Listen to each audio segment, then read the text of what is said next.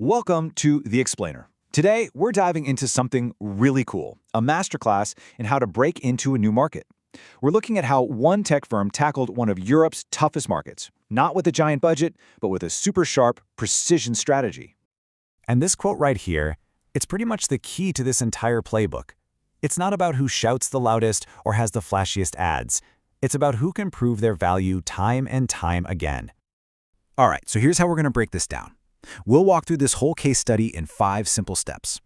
We'll start by understanding the challenge, then see the hidden opportunity, look at the strategy they built, how they forged trust, and finally, put it all together into a playbook you can actually use. Okay, let's get into it. Okay, first things first, let's set the stage. I want you to meet Eurotech Specialist. They're a really capable Microsoft-first tech firm from Europe.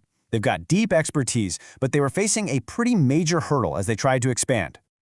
So their problem was crystal clear, and it's one that a lot of companies run into.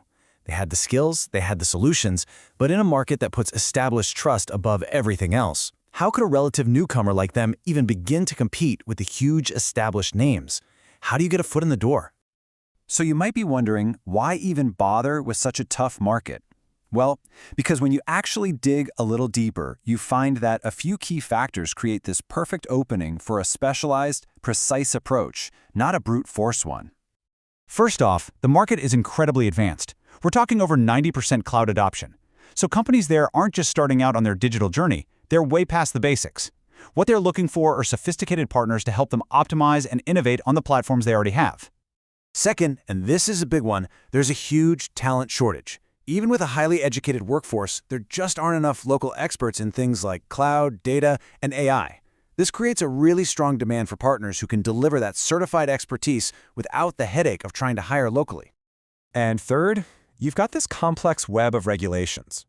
Compliance isn't just a chore over there, it's a massive business opportunity. All these strict EU rules like GDPR and the new CSRD are basically forcing companies to invest in tech that can automate all that governance stuff. And finally, the culture is famously pragmatic.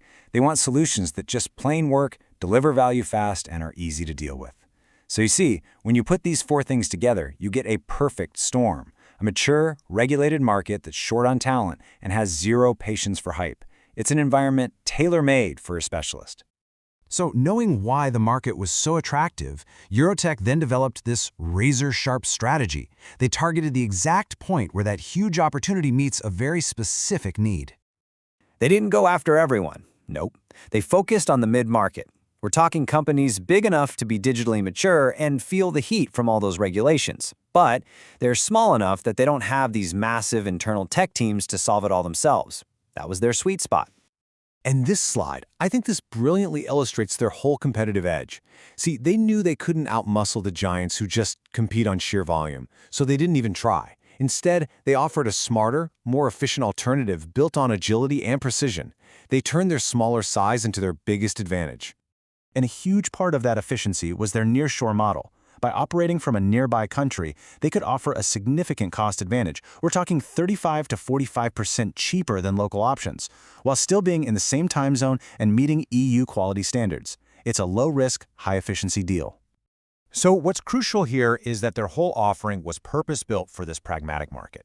It was fast, they could prove the value in just 4 to 8 weeks, it was predictable, using fixed-price package solutions, and it solved a real nagging pain point by building compliance right into the technology from the very start. But look, a great product isn't enough, right? Especially not in the Netherlands. You have to build trust. And Eurotech's plan for this was just a masterclass in strategic alignment, not in expensive advertising. So the big question is, how'd they do it? It wasn't through some big marketing splash. Instead, they used this disciplined 3-pillar approach that was all about earning legitimacy from the ground up. Okay, the central pillar of their whole strategy was brilliant. They decided to leverage the biggest and most trusted name in the game, Microsoft. Just aligning with Microsoft gave them instant validation and credibility in a market that really values those established players. Now, what's really interesting about this is that it shows specific, actionable steps. They didn't just say, oh, we work with Microsoft. No, they got their solutions officially certified and published on Microsoft's own marketplace. They joined the co-sell programs to get in front of Microsoft's sales teams, and they earned key certifications to prove they knew their stuff. The second pillar was just as smart. Instead of trying to compete head-to-head with the local firms that were already there, they chose to partner with them.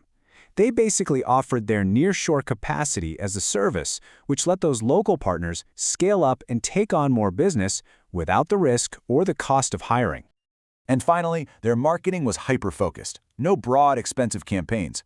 Just useful, data-driven content on LinkedIn about compliance and automation and showing up strategically at key industry events. You see how these three pillars form a system? It's like a trust-building engine that works without a massive budget.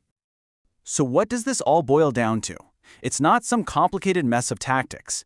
It's actually a really simple sequential process that turns technical skill into real, verifiable, trusted results in the market. And here it is, the playbook itself. Step 1. You build credibility through those big institutional alliances, especially with Microsoft. Step 2. You generate undeniable proof by running flawless pilot projects that deliver a high return. And only then, step 3, can you scale by building on that foundation of trust with your local partners. This quote just nails the whole approach, doesn't it? Success in this market, and probably in any mature market, it doesn't come from a big budget. It all hinges on disciplined execution and consistently delivering specialized, measurable solutions that solve real-world problems. And that leaves us with one final thought. When you're planning your own move, whether it's entering a new market or launching a new product, it's really worth asking yourself, is my plan designed to win trust with real proof, or is it just designed to make noise with hype? The Dutch market really shows us which approach wins in the long run.